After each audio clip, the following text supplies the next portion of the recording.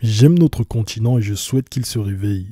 Je désire que l'Afrique entre dans un réel concert du développement. Il appartient à nous, Africains, de faire avancer les choses. Je pense en premier lieu à l'intégration africaine. C'est pour cela qu'Ecobank est une banque panafricaine et Kaskai est une compagnie aérienne panafricaine. Tant que l'Afrique ne comprendra pas l'importance de son union pour changer avec le reste du monde, elle ne fera que reproduire le schéma colonial des États dont les économies sont peu développées et qui se contentent de faibles échanges commerciaux entre eux. Ce sont là les paroles de Gervais Kofi Djondo, un héros dont vous n'avez sûrement jamais entendu parler. Cet homme âgé aujourd'hui de 89 ans est un entrepreneur qui a eu un impact remarquable sur le continent africain. Il a créé plusieurs entreprises, mais il est plus connu pour avoir cofondé l'une des plus grandes banques africaines, Ecobank. Il a créé aussi la société Askai Airlines, une compagnie aérienne privée multinationale, et il prône le panafricanisme. Dans cet épisode, je vais partager avec vous le message d'un sage et un visionnaire. Ce message vient du livre « Deux capitaines d'industrie se racontent » qu'il a écrit avec Paul Fokam Kamonye. Bienvenue sur le podcast des héros, où nous parlons de la tech et apprenons des héros du passé et du présent pour devenir ceux du futur. Je suis votre hôte, Damien Domer.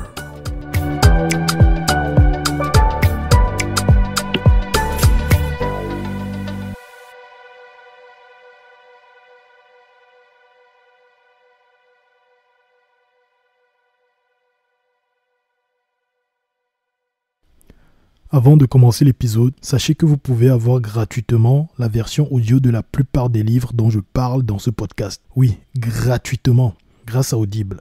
Audible est une plateforme où vous pouvez acheter et écouter des livres audio. Si vous utilisez mon lien, doumer.me/audible, donc doumer.me/audible, audible, doumer.me/audible. Bon, le lien est dans la description. Donc, si vous utilisez mon lien et que c'est votre première fois d'utiliser votre compte Audible, vous aurez le livre dont je parle dans cet épisode gratuitement ou n'importe quel autre livre audio de votre choix. En fait, j'aime les livres audio car ils sont super pratiques, surtout quand vous êtes dans les transports en commun ou dans une salle d'attente et que vous voulez faire bon usage de votre temps.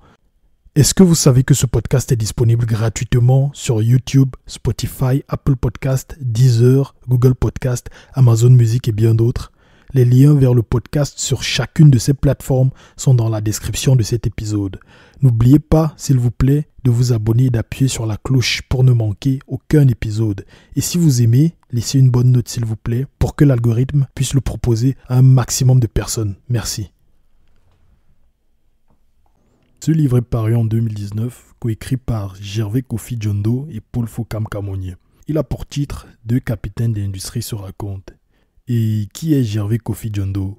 C'est un entrepreneur d'origine togolaise et cofondateur d'Ecobank, d'Askai Airlines et plusieurs autres sociétés.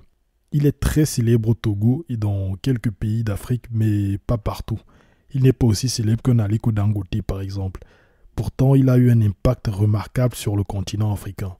Et l'autre auteur du livre est un entrepreneur camerounais, Paul Fokam Kamonye, qui est très célèbre au Cameroun. Il est le fondateur et dirigeant d'Afriland First Bank.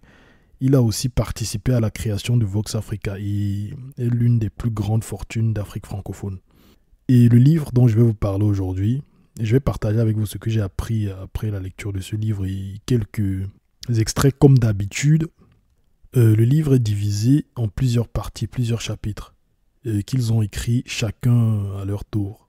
Et c'est très intéressant parce que c'est la première biographie, livre un peu biographique que je lis qui est écrit de cette façon. Vous pouvez acheter ce livre en utilisant mon lien dans la description. Et je vous garantis qu'après avoir écouté cet épisode, vous allez vouloir dévorer ce livre. Car malgré le fait que je partage avec vous ce que j'ai appris et quelques extraits, tout ça ne suffira pas, un épisode ne suffira pas pour vous faire acquérir la sagesse et les connaissances de ces deux héros africains. Donc je vous conseille d'utiliser le lien dans la description pour acheter le livre. Et aussi, il y a un autre livre que Gervais Kofi Djondo a écrit, qui est disponible sur Amazon aussi. Et le nom du livre, c'est L'Afrique d'abord. Si vous utilisez mon lien pour acheter ce livre, vous aidez le podcast. Ne vous inquiétez pas, le prix ne change pas du tout pour vous. Le prix est pareil, mais vous aidez le podcast en utilisant ce lien-là, ces liens en description. Je vous remercie. Et en passant aussi, j'ai reçu plusieurs messages d'encouragement pour mon taf sur ce podcast. Et je vous remercie beaucoup. Ça fait vraiment, vraiment plaisir de voir que les gens apprécient ce que je fais et qu'ils trouvent le contenu que je crée très, très, très éducatif. Et moi aussi, je m'inspire de ces livres, en fait. Je vous dis juste ce que j'ai appris. Et je trouve ça vraiment fantastique qu'il y en a qui apprécient beaucoup. Et vous pouvez me contacter si vous le voulez sur les réseaux sociaux. Les liens vers mes réseaux sociaux sont dans la description de chacun des épisodes de ce podcast. N'hésitez pas du tout. J'aime entendre ce que vous pensez, même les critiques. Je veux tout savoir. Son enfance. Je suis fils unique et orphelin. Mon père s'appelait Pierre Djondo Afachao. Ce fut un grand commerçant. Ma mère, Catherine Akwavi, m'a quitté quand j'avais 2 ans. Mon père ne s'est pas remarié. C'est lui qui m'a gardé avec lui. Je dormais avec lui. Il était mon père et il était ma mère. Il a joué ces 2 rôles jusqu'à sa mort en 1957, quand j'avais 21 ans. Il me donnait tout ce qu'une mère peut donner à son enfant. J'ai grandi en ayant une vie rythmée par ses activités commerciales d'importation et de vente en détail. Il importait plusieurs types de produits, notamment de grande consommation. J'ai été nourri à ce lait du commerce et cette façon de se battre pour mériter sa pitance. Tout petit à la maison, je voyais déjà le catalogue Manufrance, la première société française de vente par correspondance créée en 1885 à Saint-Étienne. Cette enfance de solitude dans les boutiques et les comptoirs m'a en quelque sorte préparé au travail d'accumulation économique. J'ai été initié assez tôt à la responsabilité. Chaque fois qu'il était temps de faire la cuisine, il me laissait tout seul. Quand les clients venaient demander à acheter ceci ou cela, je criais, je l'appelais, il venait, vendait et puis retournait aux marmites. Puis est venu le temps de l'école. Il a tenu à me donner une instruction solide et sérieuse. C'était le parent idéal. Il savait que l'héritage le plus important qu'un parent puisse laisser à son fils est l'éducation. Je me souviens qu'il me tenait par la main et me conduisait à l'école tous les matins. Le dimanche, il me tenait encore par la main, mais nous avions une autre destination, l'église. Nous ne manquions pas la messe du dimanche. C'est ainsi que j'ai appris assez tôt à réfléchir en chrétien, à avoir de la place dans mon cœur pour autrui, à ne pas agir pour mon propre bonheur, mais par amour pour Dieu et les autres. Je deviendrai de ce fait un entrepreneur soucieux de la société. Les valeurs du christianisme m'ont aidé à concevoir le travail comme une quête du bonheur social. Rigoureux en tout, mais surtout exigeant envers moi, j'ai reçu de lui une éducation à la prussienne, la même éducation qu'il a reçue très jeune. Et je pense que beaucoup de choses sont parties de là, comme son exigence de rigueur. Quand mon père mangeait, j'étais debout à côté de lui, les bras croisés. Une fois, alors que je somnolais, il m'a mis à genoux sur des coques de palmiste. J'avais des genoux en sang. Il ne tolérait pas le moindre écart de conduite venant de moi. Il incarnait son époque, c'est-à-dire l'influence allemande, éduqué à la prussienne. Il traitait avec des Allemands, importait des marchandises d'Allemagne. La ponctualité, le respect de la parole donnée, l'application au travail. Aujourd'hui, je porte encore en moi cette rigueur qui m'a façonné et fasciné en même temps. Cette rigueur-là, je la mettais autant dans les activités commerciales que dans mon éducation scolaire. Quand je n'allais pas à l'école, je le regardais vendre, encaisser l'argent, servir, remercier et dire à bientôt. Moi aussi, j'ai appris de cette façon, très jeune, à recevoir les gens, à leur donner ce qu'ils veulent, à les rendre heureux. Petit à petit, j'ai commencé à vendre. Je crois que cette activité était dans mes veines. J'y ai tout de suite pris goût. Je ne sais pas ce qui m'a poussé à m'accrocher plutôt au négoce. Après le cycle primaire, je n'avais plus vraiment envie de poursuivre mes études, mais mon père ne m'a pas laissé la possibilité de placer 2 mots. Alors, je l'ai quitté pour suivre un cycle secondaire à plusieurs kilomètres de notre lieu d'habitation. Je ne pouvais plus le voir que quand je venais en vacances. Il me ramenait lui-même. Il n'y avait pas de voiture à ce moment-là, mais il avait un vélo. Il me portait à vélo. Plus tard, je me suis rendu en France où j'ai suivi des études de comptabilité à Pigier.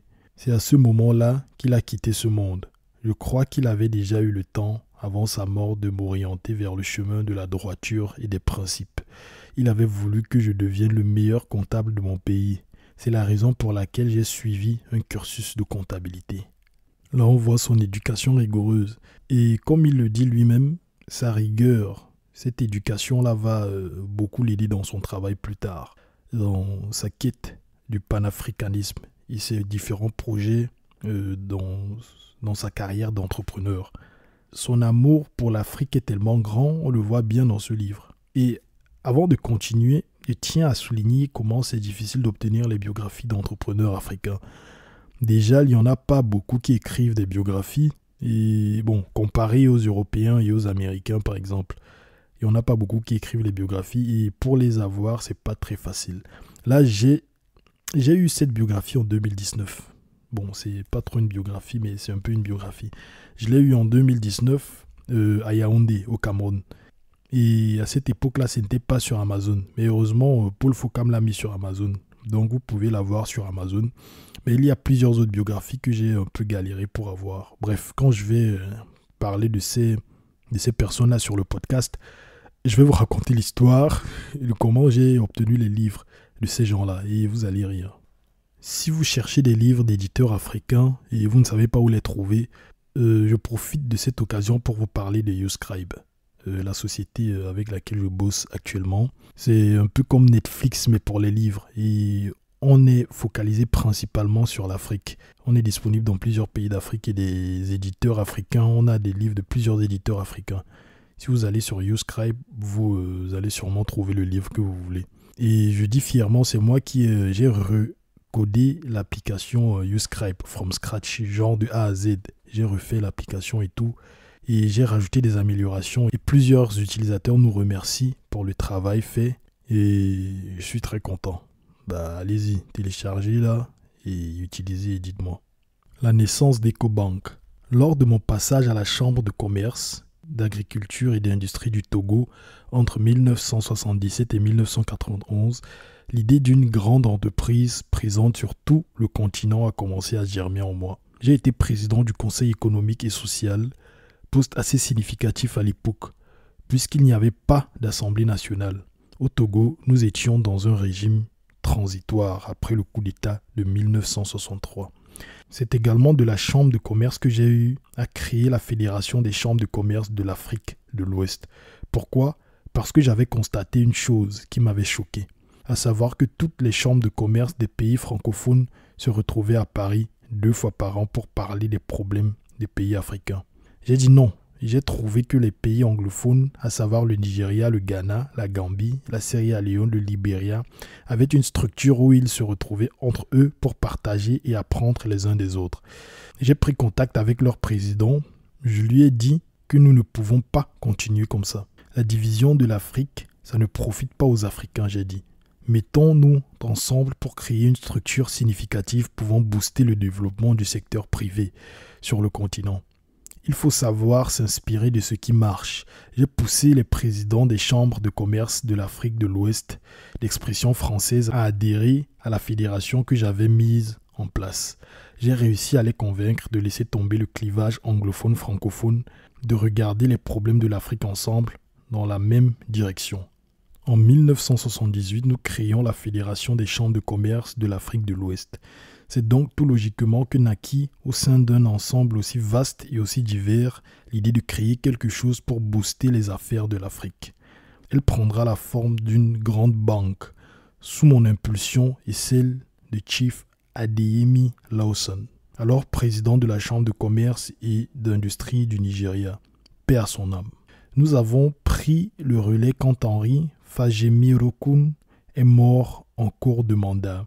Le chef Adeyemi Lawson et moi avons poussé, encouragé, forcé un peu l'idée qui a finalement pris forme et tout le monde y a adhéré. Pour moi, ce qu'il y avait derrière ce projet de créer une banque, c'était la volonté de susciter des échanges entre pays africains. Car ces échanges n'existaient pas. La colonisation avait dressé des mentalités antagonistes, ça et là. Donc il fallait nécessairement chercher à nous connecter les uns aux autres. Et nous avons estimé qu'une banque panafricaine pouvait jouer ce rôle d'intermédiation, de mise en relation des personnes issues de plusieurs pays africains pour parvenir à dépasser les clivages hérités de la colonisation. Je me souviens du premier document du projet d'EcoBank qui mettait l'accent sur cette vocation. il mentionnait en exergue que le concept d'écobanque est novateur. Des banques internationales de développement existent dans différentes régions du monde, mais aucune d'entre elles n'est privée. Les banques privées d'envergure internationale ne sont généralement pas conçues pour favoriser le développement régional. Une banque privée ayant pour vocation le développement régional serait une initiative novatrice méritant un vaste appui. Là, on voit comment le gars il essaie d'innover. Il était beaucoup plus jeune à l'époque, avec son idée de banque pour connecter l'Afrique. Et heureusement qu'il était bien placé, il avait les bons contacts et le bon réseau pour parvenir à ses fins. Et je trouve l'idée brillante, parce que pour l'époque, c'était une innovation, comme il le dit si bien dans le livre. Par contre, malgré le fait qu'il était bien connecté, comme on peut le voir dans le livre, il a eu de nombreuses difficultés. Comme quoi, il ne suffit pas juste de connaître les bonnes personnes. Il a connu des débuts difficiles, il a été rejeté à plusieurs reprises par des banques pour parrainer le projet. Et aussi, il a été rejeté par de potentiels partenaires et des chefs d'État. Bref, je le dis en ces mots-là. En quête d'assistance technique pour le démarrage du projet, nous avions contacté tour à tour BNP Paribas, la Société Générale, le Crédit Lyonnais. Mais toutes avaient décliné notre offre. Nous nous étions alors tournés vers Citibank, qui nous avait proposé une équipe. Et en moins d'1 an, en 1985, nous avions monté la banque. Nous avions installé le siège à Lomé, non pas parce que je suis togolais, mais parce que le Togo est le seul pays qui ait accepté de nous accorder un statut fiscal de société offshore. Puis est venue l'étape du lobbying auprès des chefs d'État africains. Ceci pour effectuer un plaidoyer et prévenir des blocages. Ça nous a pris du temps. Il fallait expliquer le bien fondé d'une telle initiative. Mais certains chefs d'État nous écoutaient avec un scepticisme, ne croyant vraiment pas que nous pouvions tenir la route. L'avantage avec ce projet, c'est que certains y voyaient un instrument pour consolider leur pouvoir. Nous le savions et nous prenions des précautions, mais il fallait jouer sur cet aspect de la chose pour présenter le bien qu'ils pouvaient chacun en tirer, tout en restant assez vigilants bien sûr, pour que leur intérêt ne compromette pas notre vision. Le président Eyadema a soutenu à fond le projet Ecobank. Eyadema, le président togolais de l'époque. Il a soutenu à fond Ecobank en signant un accord de siège, ce qui était une contribution inestimable. J'ai plusieurs bons souvenirs du rôle qu'il y a joué en prenant le téléphone chaque fois qu'il était question d'aplanir certaines difficultés qu'on pouvait rencontrer dans d'autres pays. Je me souviens qu'au Nigeria, quand nous avons mis les actions en vente, nous avons récolté en moins de 6 mois presque 5 millions de dollars. Il se posait alors le problème du rapatriement de cette manne vers le siège à Lomé. Malgré les différentes démarches, nous n'avons pas réussi à obtenir l'accord pour ce faire. C'est là-dessus qu'il a envoyé plusieurs délégations officielles au Nigeria. Comme je vous disais, heureusement que le gars était bien connecté, mais il a essuyé des refus. Les banques françaises ne voulaient pas accompagner le projet. Mais on verra plus tard dans le livre que ces banques-là même vont même plutôt boycotter, vont plutôt essayer de mettre des bâtons dans les roues. Bref, c'est la vie, surtout à cette époque où les colons étaient présents, ils gardaient la main ferme sur les pays d'Afrique. Du coup, il a dit un truc aussi dans le livre qui m'a beaucoup plu, ce highlight-ci, à propos des débuts d'Ecobank. Comment ils n'ont pas... ils ont eu des capitaux de plusieurs millions de dollars, mais au début, d'après lui, ils ne se sont pas basés sur l'argent. Il a d'abord fallu qu'ils amorcent le processus pour plus tard aller demander du financement. Il dit, au départ du projet d'Ecobank, la société financière internationale n'y est pas associée. Il importe de fonder le projet d'une entreprise sur la matière grise, sur l'ingénierie humaine. Ce n'est pas l'argent qui fait l'entreprise, a priori. Quand vous tenez l'idée, ensuite le projet, puis l'entreprise avec les manuels de procédure, alors vous avez fait un pas en avant. Le besoin de liquidité naît après tout ça. Si vous dites tout de suite, j'ai besoin de 10 milliards pour faire une entreprise, je trouve que vous êtes mal parti.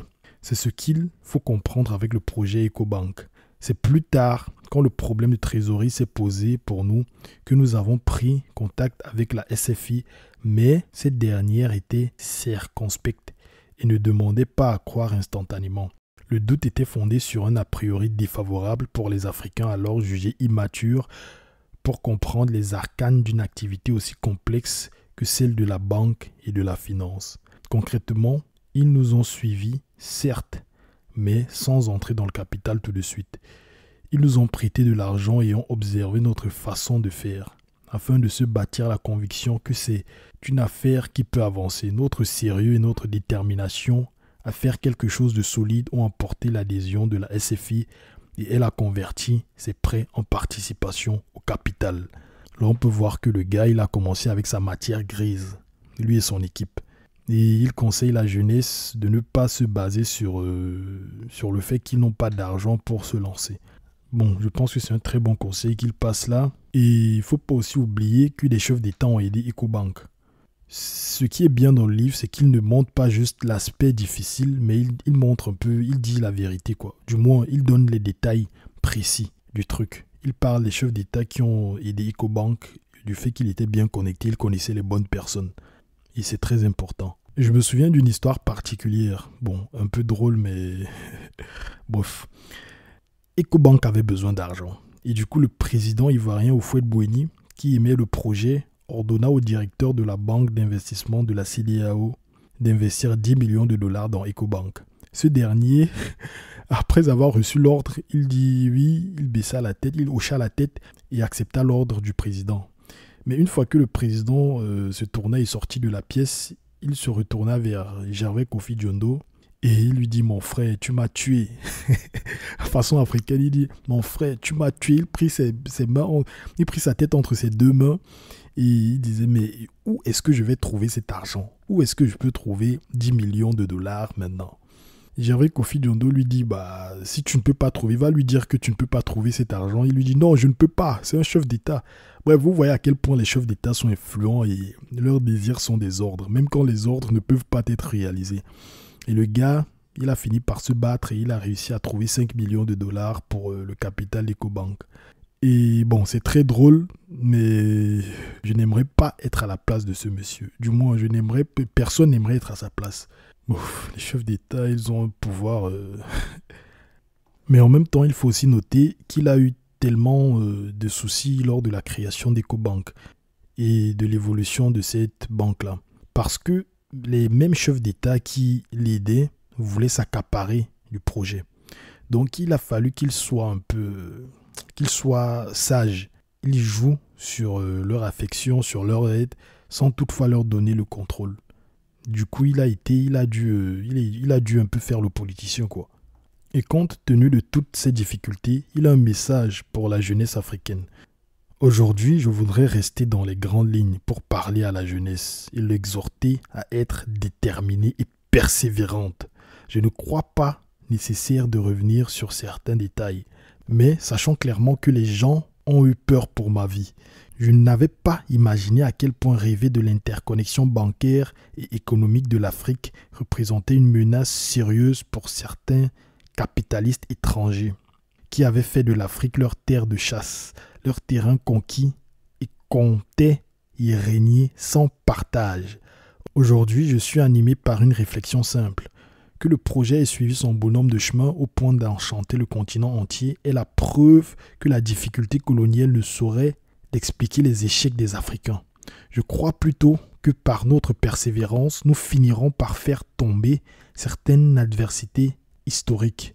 C'est en faisant des choses ensemble, des choses qui marchent, que nous finirons par nous imposer et faire mentir ceux qui prétendent que les Africains ne peuvent pas faire ceci ou cela. J'adore ce message-là. Et il y a plusieurs messages qu'il passe comme ça dans le livre. Et il a parfaitement raison. Il ne faut pas se lamenter, il faut se battre. Il faut se battre pour nous-mêmes. Personne ne le fera à notre place.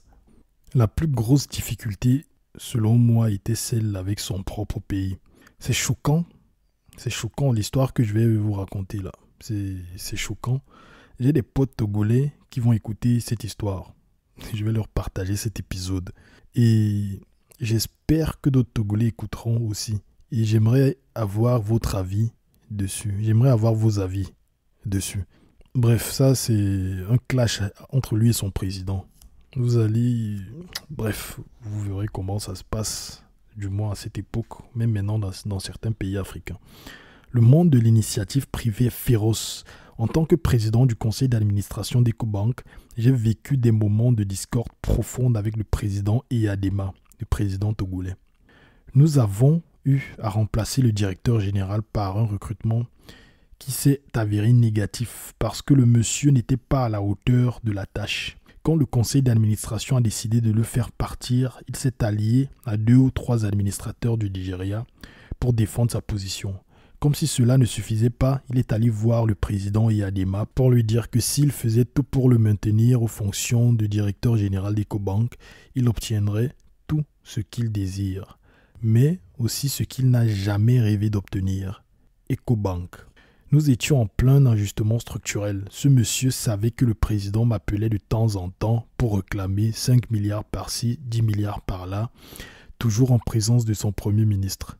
Mais je lui répondais naturellement qu'Ecobank ne pouvait pas faire cela, parce que nous avons le siège ici, certes, mais que je suis obligé d'amener cela au conseil d'administration.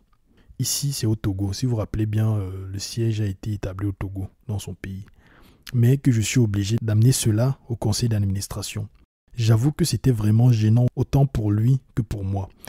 Parce que pour avoir le siège ici, je m'étais personnellement battu et il m'avait aidé en signant l'accord de siège. Mais l'impôt n'était pas véritablement la seule chose qui soit en cause. C'est le harcèlement fiscal qui est le grand méchant. Comme le président Eyadema a constaté que je ne voulais pas reculer ni conserver le directeur général d'Ecobank, il a prescrit le redressement fiscal. Je disposais d'une société immobilière qui louait des appartements, des magasins, des garages. Quand les promoteurs français de la SCOA avaient décidé de quitter l'Afrique, ils avaient vendu leurs actifs à des nationaux. Je fais partie des acquéreurs. J'en étais le principal d'ailleurs. J'avais fait preuve d'audace en empruntant de l'argent à la banque pour acquérir un hypermarché, un garage automobile, ceci longtemps avant le lancement même d'Ecobank. Pour des raisons d'acharnement personnel, le président a fait voter une loi qui s'appelait anti-enrichissement illicite. En Afrique, le succès est un délit. Ce n'est pas tout le monde qui vous regarde réussir en souriant. Alors, si vous percez, votre tête va dépasser et il faut la couper en vous cherchant des poux dans la tignasse. Maintenant, on met un prétexte politique en place et on ne cherche pas la réalité. Qu'est-ce qui s'était passé? Eyadema a voulu que je m'investisse à fond en politique, que je finance le parti, chose que j'ai refusée. Il a plié le petit doigt. Sa colère m'est tombée dessus à bras raccourcis. Il a ordonné alors un redressement fiscal arbitraire et exigé 510 millions de francs CFA. Comme si cela ne suffisait pas, il m'a donné 48 heures pour payer. Quel est ce pays dans lequel un tel montant est exigé à un entrepreneur en 48 heures? Ailleurs, tout est fait avec précaution et flexibilité pour sauvegarder l'entreprise. Mais au Togo, il n'y avait pas de tact. Une loi est adoptée à la tête d'un client sans négociation. Les gendarmes ont débarqué. Dieu merci, je me suis battu pour trouver en 48 heures un chèque. Et quand ils sont venus, c'était pour me mettre aux arrêts et me conduire en prison. Voilà le but de la loi. Emmener les gens en prison. Aucune preuve de l'enrichissement illicite n'est apportée. La grande surface qui avait coûté presque 600 millions en 1976 a été bradée à 125 millions. Le garage construit sur 1 hectare qui avait coûté à l'époque 700 millions fut bradé à 400 millions. Or, dans une entreprise, l'argent n'appartient pas à une seule partie prenante. L'argent vient de la banque, mais aussi des actionnaires. J'ai donc été obligé d'arrêter les activités et de fermer boutique. Ce qui m'a le plus chagriné, c'est que la grande surface a été cédée à un Indien. Nos politiques tuent la poule aux œufs d'or. Tu obstrues la voie à un entrepreneur national pour ouvrir un boulevard à un étranger. J'ai perdu cette affaire comme cela, je dirais bêtement, simplement parce que j'ai refusé de donner de l'argent pour soutenir le parti au pouvoir. Ce redressement fiscal a été opéré en violation de la loi, car la période au cours de laquelle l'entreprise allait payer son impôt était en cours. On ne pouvait donc pas logiquement parler de redressement fiscal. De plus, la contre-expertise fiscale que j'ai fait réaliser par un cabinet indépendant a conclu que la somme querellée était de 25 millions de francs CFA au plus.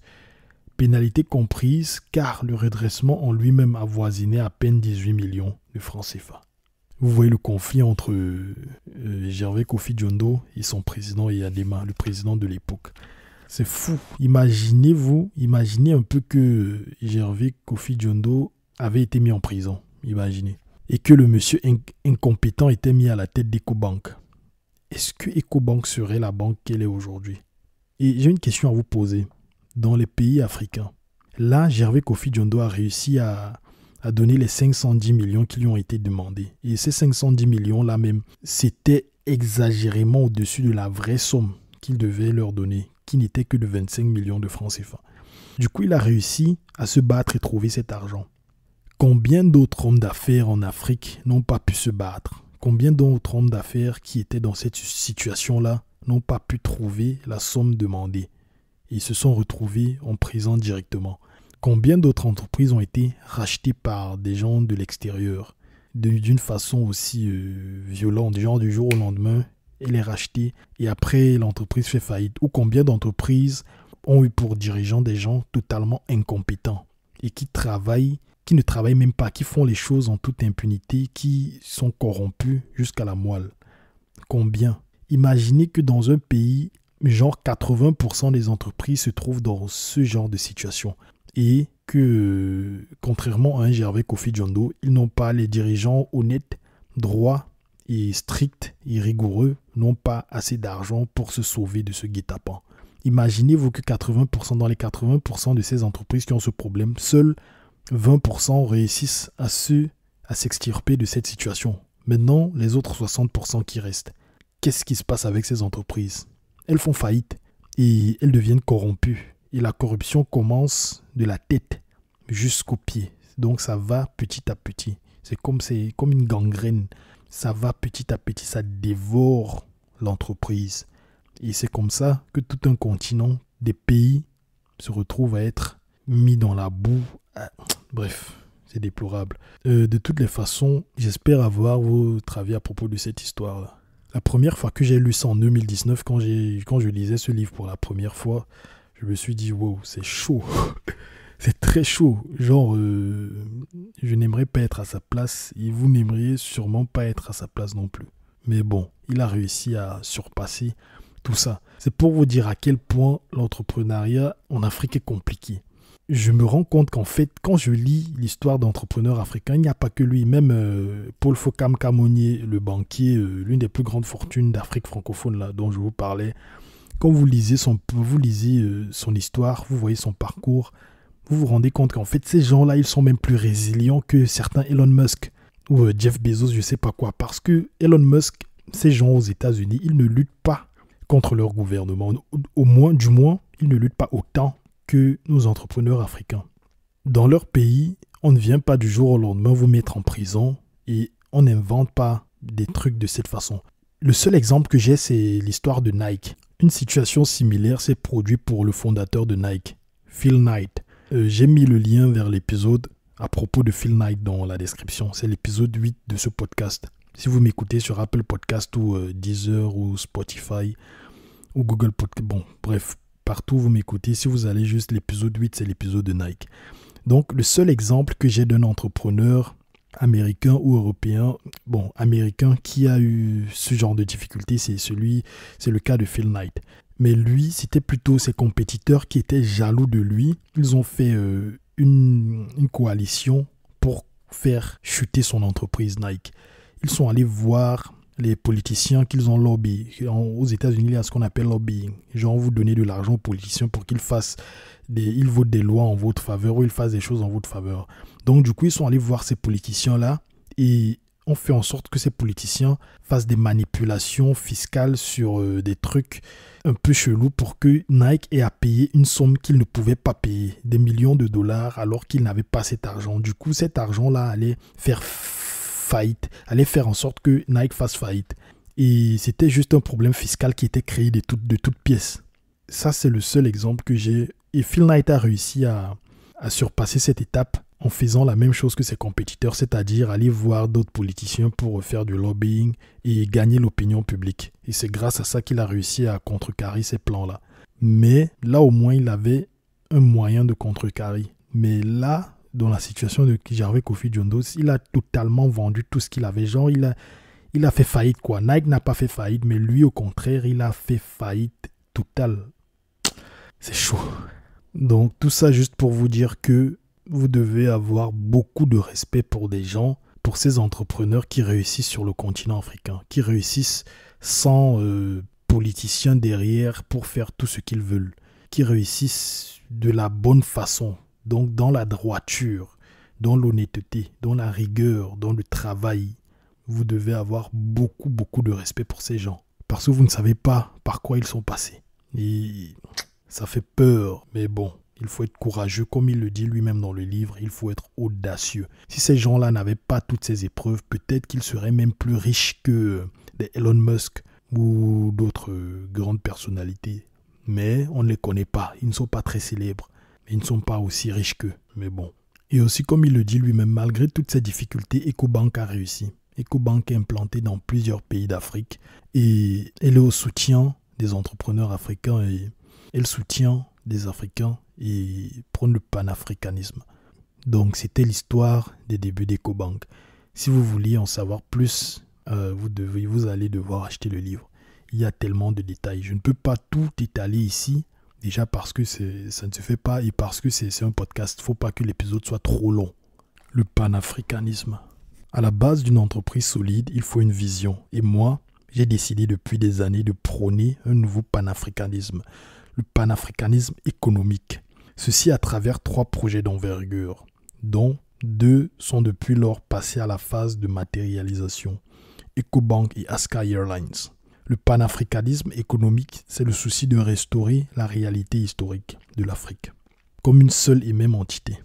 Les Européens ont saucissonné l'Afrique à la façon d'un gâteau, sans tenir compte des cultures, des langues et certaines familles, etc.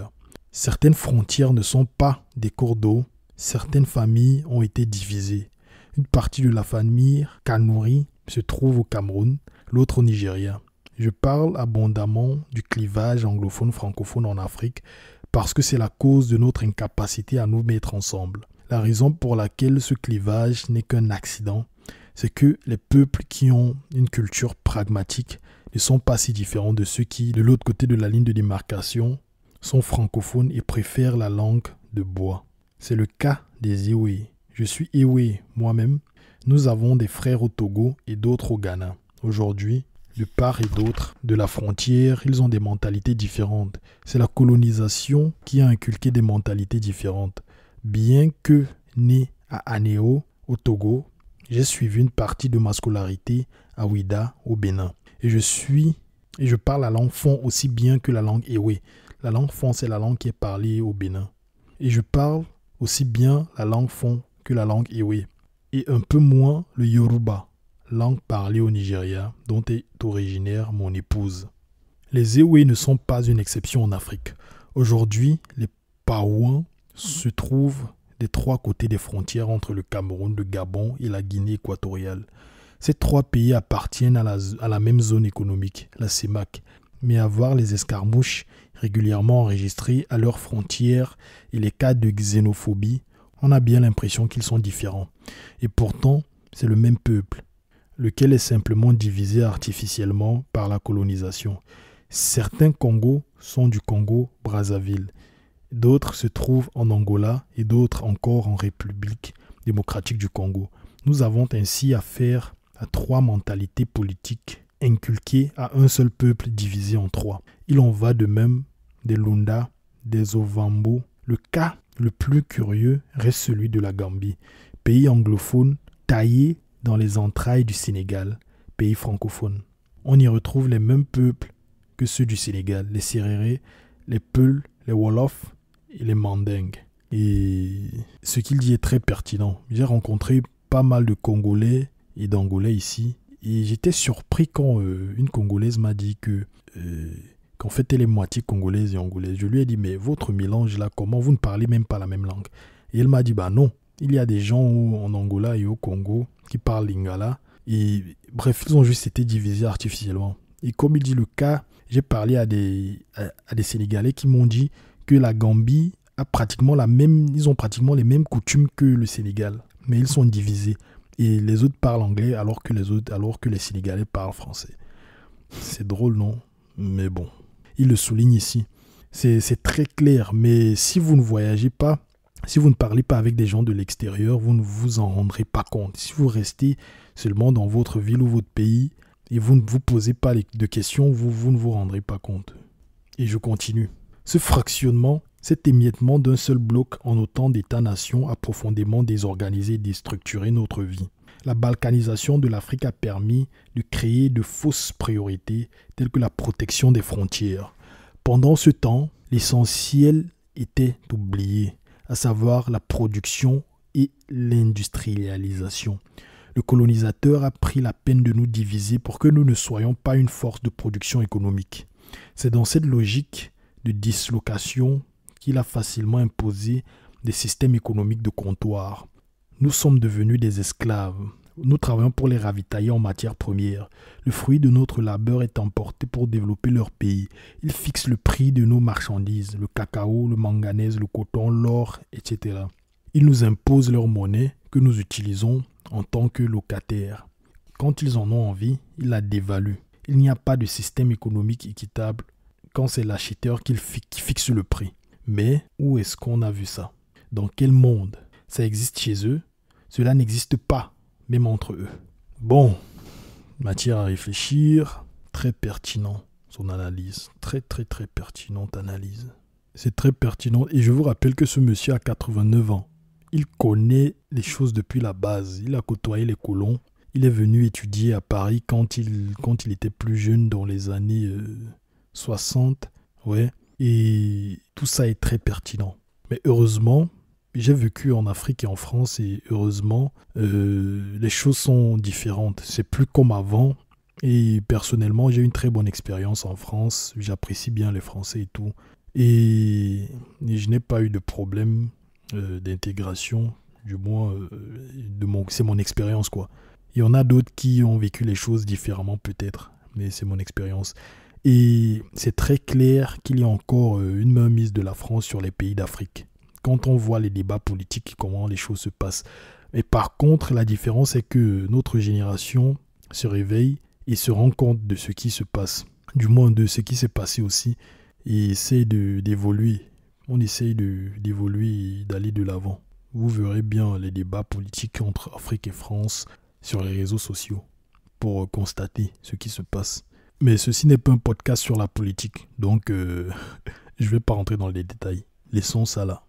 Et ce que j'apprécie sur les écrits de ce monsieur est qu'il ne se contente pas juste de pointer du doigt ce qui ne va pas. Il donne aussi des solutions. Ça démontre son pragmatisme et j'apprécie ça énormément. Comme par exemple là, il parle, ce qu'il dit, les dirigeants peuvent facilement être manipulés les uns contre les autres. Étant donné que le politicien en Afrique garde généralement ce qui va lui permettre de conserver son pouvoir pour longtemps. Principale leçon à retenir, c'est que sur le plan politique, le panafricanisme est difficile à implémenter. Alors, il nous reste à nous replier sur le plan économique pour construire des entreprises panafricaines solides. Si Ecobank a vu le jour, malgré les chantages, les intimidations et les menaces, et si dans le même temps, l'OUA a été aisément noyauté, de même que son successeur, l'UA, cela veut dire que nous pouvons réaliser le panafricanisme économique. À nous de comprendre ce qui reste à faire. Tant que nous sommes divisés, nous ferons certes des progrès, mais cela restera toujours beaucoup à faire. Pour commencer à renverser cela, il faut, par le panafricanisme, nous retrouver entreprises camerounaises, ivoiriennes, qui sont dans certains domaines d'activité, avec les mêmes opérateurs du Sénégal, du Togo, pour nous faire forts, pour qu'ensemble, nos moyens, nos efforts portent plus loin et donnent plus de résultats. De cette façon, nous parviendrons à désarçonner ceux qui veulent nous voir divisés. Ça, c'est une bonne solution. Il faut s'unir et combattre ensemble. Ayant posé cette base, j'ai ensuite conçu que le plus important se trouve dans les échanges. S'ils sont facilités, nous avons plus de chances de réussir nos défis économiques. En Afrique, nous ne parlons pas suffisamment. Nous n'échangeons pas suffisamment de biens entre pays africains et pourtant tout part de là. Les échanges commerciaux sont à dominante intrazone en Europe. Les pays de l'Union européenne sont ceux qui au monde échangent le plus entre eux. 70% de leurs échanges commerciaux sont effectués à l'intérieur des frontières de ce continent. Ce pourcentage est de 55% en Asie, de 48% en Amérique du Nord et 13% en Afrique. Entre pays africains voisins, nous échangeons moins de marchandises qu'avec les pays situés à des milliers de kilomètres. C'est vraiment là la preuve que nous sommes divisés. L'Afrique est le dernier continent en matière d'échanges intra-régionaux. L'Asie et l'Amérique latine sont sur la voie de l'Europe et de l'Amérique du Nord. C'est vraiment dommage. Ce monsieur est un penseur. Ces mots montrent à quel point il a étudié l'Afrique et il a parcouru plusieurs pays d'Afrique. Il y a tellement de récits dans ce livre et il souligne encore plus les problèmes qu'on a en Afrique. Et ces problèmes-là perdurent jusqu'aujourd'hui. Et il donne aussi des solutions potentielles. C'est vraiment... Ça fait vraiment plaisir à lire. Il parle aussi du fait que les pays qui ont été colonisés par la France ont été divisés soigneusement pour mieux régner, pour que la France puisse mieux régner, contrairement aux pays anglophones comme le Nigeria, l'Ouganda et d'autres pays qui font genre le Nigeria, c'est genre 180 millions d'habitants, l'Ouganda c'est genre 48 millions d'habitants, bref, les nombres sont plus élevés. Comme par exemple, il dit, la France a émietté l'Afrique de l'Ouest. Regardez le Togo, à peine 8 millions d'habitants. Le Niger, l'un des pays les plus pauvres du monde, 18 millions d'habitants, seulement avec 8 habitants par kilomètre carré. Le Bénin, 10 millions d'habitants. Tout cela, c'est l'esprit du clocher. Le colonisateur nous a divisés pour mieux nous exploiter. Comme cela, chacun de nous se bat pour être un président de quelque chose, sans pour autant se demander si cette chose a seulement un poids comparativement aux autres. En Afrique centrale, vous avez le Gabon, 1,8 million d'habitants seulement, et le Congo, 4,7 millions d'habitants. Quand vous mettez ces deux pays côte à côte, est-ce que cela fait un marché? On peut y vendre quoi de bon? Mais allez voir si on peut circuler librement du Cameroun au Gabon. J'accepte bien que chacun de nous veuille être président, mais au moins laissez tomber les barrières économiques entre les pays pour que les échanges nous enrichissent. Au lieu de cela, nous érigeons des barrières commerciales. Il est plus facile de partir du Cameroun pour se rendre en Guinée équatoriale que de se rendre au Mali. Ça profite à qui? À supposer que tu produises un bien quelconque au Cameroun et que tu doives l'exporter au Gabon. Vu les tracasseries et la corruption aux frontières, tu seras obligé de vendre cher. Alors qui va acheter? Pourquoi le Nigeria est-il une grande puissance économique en Afrique? Le facteur démographique y est pour quelque chose, sinon pour beaucoup. C'est d'abord et avant tout un grand marché de 180 millions d'acheteurs potentiels du nord au sud et de l'est à l'ouest. Supposons que tu vendes le téléphone mobile au Nigeria et que ta part de marché soit seulement 5%. Cela fait beaucoup. Or, à l'intérieur de l'Afrique centrale, tu as une population de 36 millions d'habitants, ce qui ne fait que le 5e du marché nigérian. Si en plus de cette faiblesse du nombre potentiel d'acheteurs, il faut compter avec les frontières commerciales, les obstructions à la libre circulation des biens et des personnes, comment pourrons-nous nous tirer d'affaire? C'est très pertinent. C'est très pertinent. J'avais déjà fait cette comparaison par le passé avant de lire ce livre et quand on voit les startups nigérianes qui réussissent, quand tu crées une startup au Nigeria, tu sers 180 millions. Mais là maintenant, peut-être qu'ils sont même à 200 millions si ma mémoire est bonne. Bon, bref, le livre a été écrit il y a quelques années. Tu fais un truc, tu vends à 200 millions de personnes. Pourtant, si tu construis au Cameroun, tu vends à 24 ou 25 millions de personnes, par exemple. C'est chaud, non? Et il parle aussi du rôle de la langue française dans la mentalité des habitants des pays francophones. Cette partie me fait trop rire. Bref, écoutez. Aujourd'hui encore, dans des pays africains historiquement liés à la France par la colonisation, tels que le Togo, le Congo, le français est la langue d'enseignement. Mais quel anachronisme! Le français mène à quoi? En adoptant l'anglais comme langue de formation, ces pays n'auront pas seulement compris que l'anglais est la langue internationale la plus parlée, ils auront ouvert la porte à une autre façon de réfléchir, qui est pragmatique et directe. Et j'insiste pour dire que la façon de raisonner des francophones est ambiguë. C'est dû à la langue. qui n'est pas directe. Une langue, c'est une mystique faite de références et de symboles à des mythes, et je suis désolé d'affirmer au regard du retard mental des Africains francophones que la mystique francophone leur a été contre-intuitive. Ce n'est pas le fait du hasard si le classement des meilleures entreprises du continent est dominé par les pays anglophones tels que l'Afrique du Sud ou le Nigeria. Bon, ce qu'il dit là est chaud, hein. Genre, la façon de penser des Africains francophones est tordue à cause de la langue. Mais j'avoue que j'ai fait mes études en anglais, mais j'ai grandi dans la partie francophone du Cameroun. Et j'avoue que je préfère l'anglais. L'anglais est plus facile en tout cas que le français. Le français, il y a plein de règles un peu bizarres, tordues. Bref, si vous êtes bilingue et vous m'écoutez, vous comprendrez. L'anglais est straight to the point, direct. Tu ne cherches pas à donner d'articles, de savoir si la table est féminin ou masculin. Il n'y a pas le S et un S. Il n'y a pas de S qui devient Z, dépendant de la façon dont on le place dans la lettre. Il y a tellement de règles dans le français. Et je pense que c'est ça qu'il veut dire par là. Je ne comprends pas totalement cette partie, mais je la trouve drôle quand même. Et il y a une petite anecdote. Souvent, je me dis, quand j'étudie le français, quand tu écris le français, tu vois les règles un peu ambiguës qu'ils ont. Souvent, je me dis que le français et ses incohérences sont dues au fait que les aristocrates de l'époque faisaient des fautes en français et ils déclaraient que ces fautes étaient la nouvelle norme pour ne pas se faire humilier. C'est un peu la théorie que j'ai.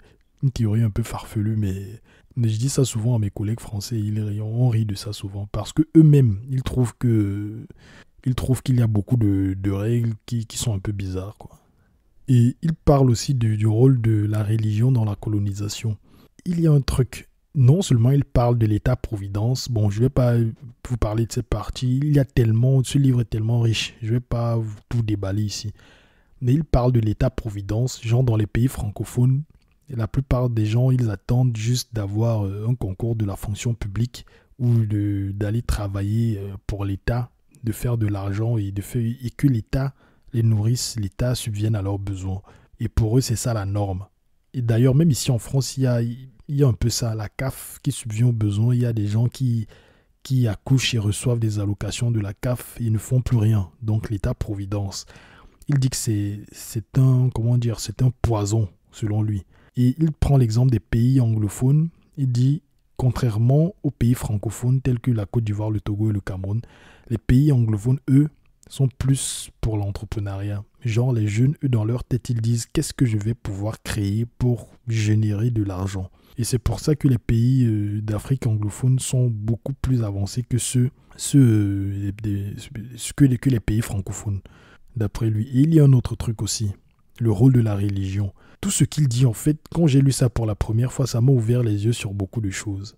Et je suis chrétien, je suis catholique moi-même, et lui aussi, il est chrétien. Et il dit ceci: le christianisme est une bonne spiritualité. Il prêche l'amour et le don de soi, la justice et la fraternité, malheureusement associée à la colonisation comme une arme de conquête territoriale. Il a été utilisé dans un sens déplorable.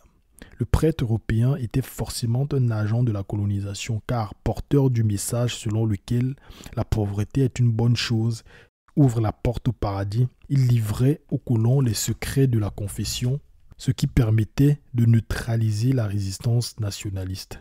Les colonisés ont développé la mentalité de la pauvreté pour viser le statut. Entre-temps, le colon s'enrichissait en exploitant nos ressources, en achetant notre or, notre pétrole à vil prix. Le christianisme a porté atteinte à notre façon de voir la richesse. Nous avons dorénavant peur de créer de la richesse, alors que le prêtre est le bras séculier du capitalisme occidental qui conquiert les territoires et impose l'hégémonie. Pertinent, n'est-ce pas? Et ce qu'il dit est très pertinent. Parce que vous allez en Afrique, dans les églises, même les églises de réveil et tout, ils vont vous dire que la richesse n'est pas bonne, blablabla, patati patata. Il y a même un verset de la Bible qui dit que c'est plus facile pour un chameau de passer par le trou d'une aiguille que pour un homme riche d'entrer au paradis. C'est pour vous dire un peu. Et je pense que la richesse n'est pas forcément une mauvaise chose. parce que ces gens-là qui sont riches, la plupart du temps, sont des gens qui créent de nouvelles opportunités, qui facilitent la vie aux autres. Ils vous créent des choses faciles. Par exemple, vous êtes chez vous, vous avez l'électricité, vous avez une ampoule qui vous donne de la lumière, vous ne dépendez plus des bougies comme à l'époque. C'est grâce à un homme riche, Thomas Edison, qui a fait ces inventions-là. Vous roulez dans des voitures, la voiture a été démocratisée par Henry Ford, un homme riche. Bon, je prends plus des exemples venant d'ici, dans des pays développés et non africains, parce qu'ils sont plus connus. Et même un exemple, Gervais Kofi Djondo, lui, sa banque, et aussi Askai, volé entre pays africains pour un prix moins cher. C'est grâce à lui. Et là, il a beaucoup d'argent, lui. Et la richesse n'est pas forcément une mauvaise chose. Quand elle est mal acquise, elle est mauvaise. C'est mauvais d'être riche en volant, en pillant. Mais quand on crée de la richesse, on crée des opportunités, c'est une bonne chose. Et c'est mauvais de dire que ce n'est pas une bonne chose. Askai Airlines. Et il a aussi créé Askai Airlines, comme j'ai mentionné plus tôt. Il dit, pour comprendre le projet Askai Airlines, il faudrait replonger dans l'attachement que je vouais à Air Afrique.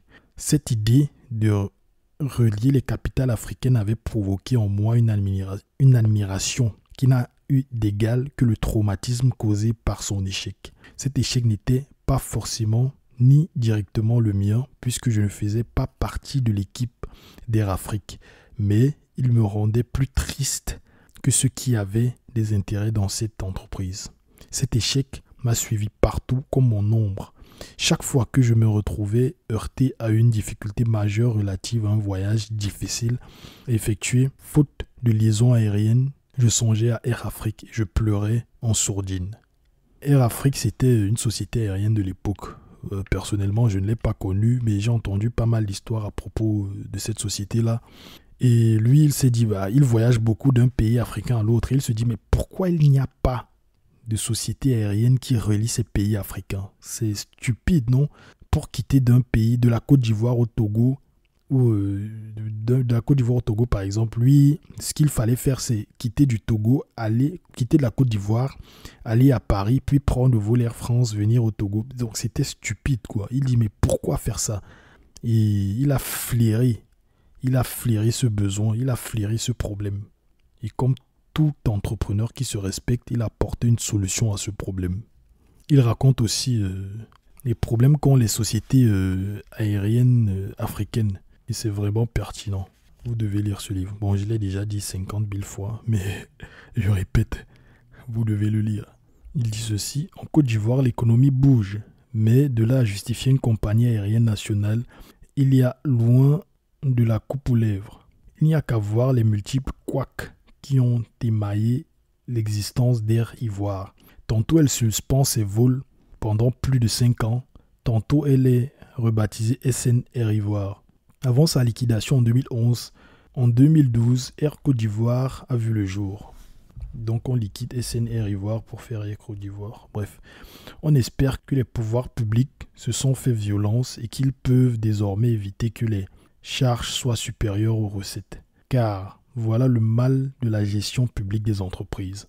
Au Cameroun, la situation est pareille qu'en Côte d'Ivoire.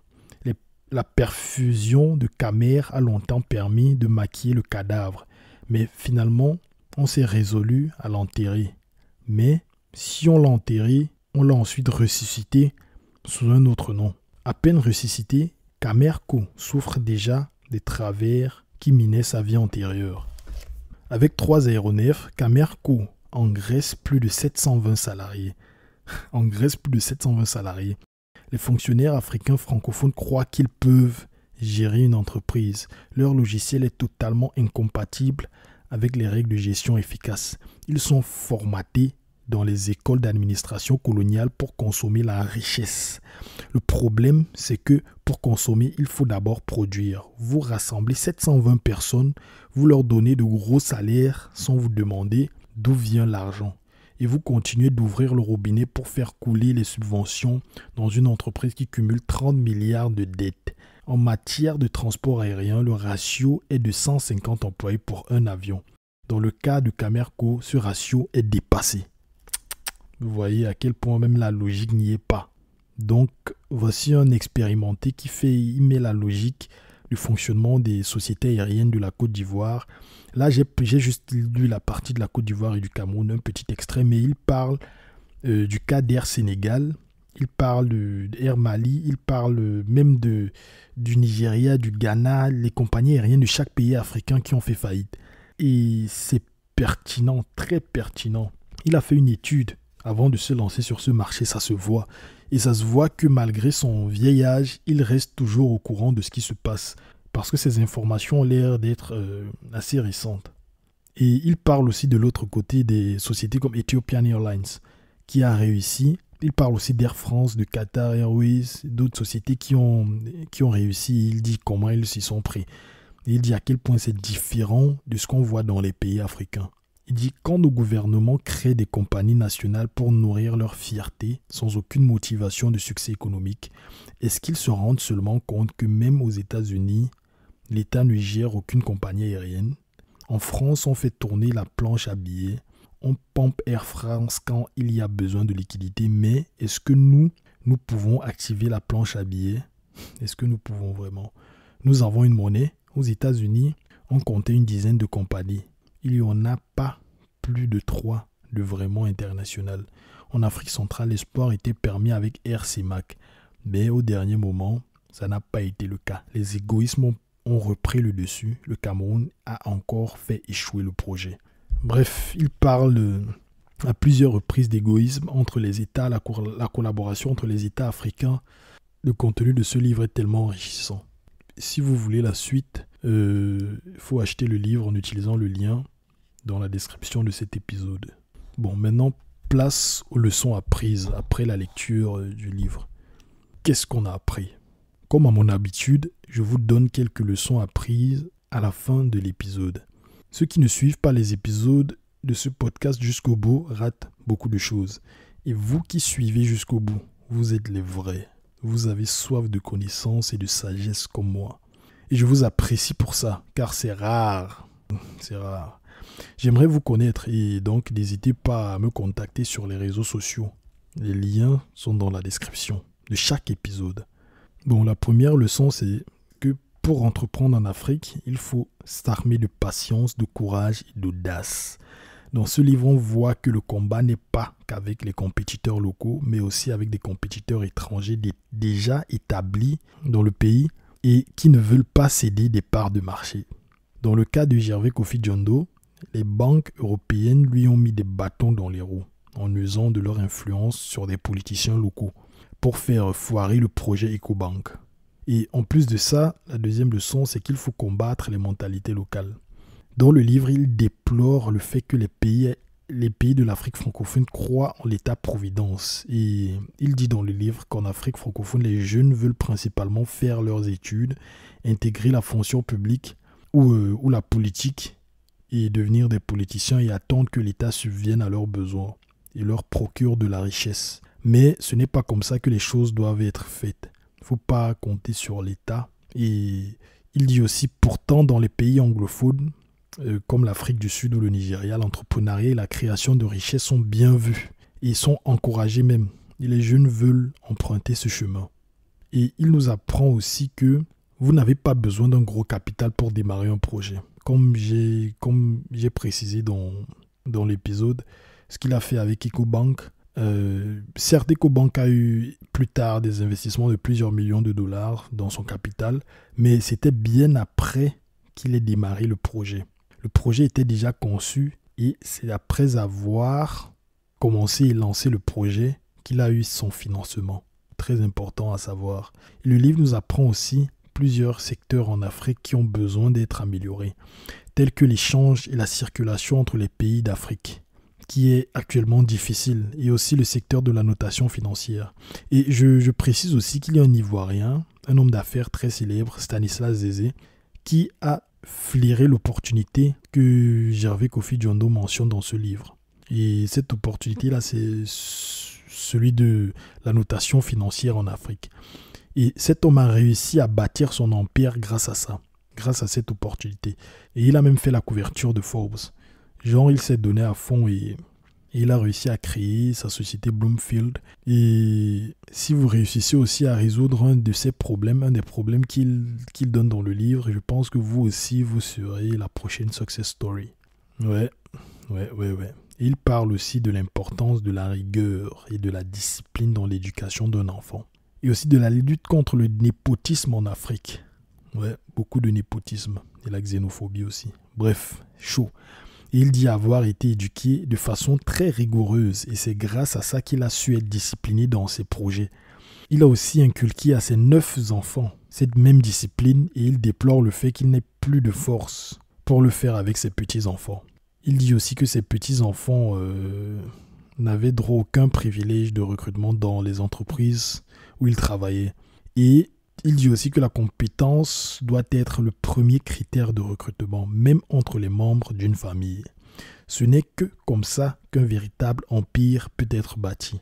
Si vous voulez recruter votre frère ou votre cousin, il faut veiller à ce qu'il soit compétent pour le poste et qu'il ne soit pas là juste parce qu'il est de votre famille. Il est contre le népotisme. C'est ce qu'il mentionne dans le livre. Et ce livre contient tellement de leçons. Les énumérer ici serait trop long pour un seul épisode d'un podcast. Et je vous conseille vraiment d'utiliser le lien dans la description pour acheter le livre. Et je vous dis à mercredi pour le prochain épisode. Bravo, vous avez terminé cet épisode du podcast des héros. Merci de le partager avec 2 personnes de votre entourage. Donnez-lui une note de 5 étoiles et rajoutez un gentil commentaire pour que l'algorithme puisse le proposer à un maximum de personnes. Et suivez-moi sur les réseaux sociaux pour rester à jour. Merci.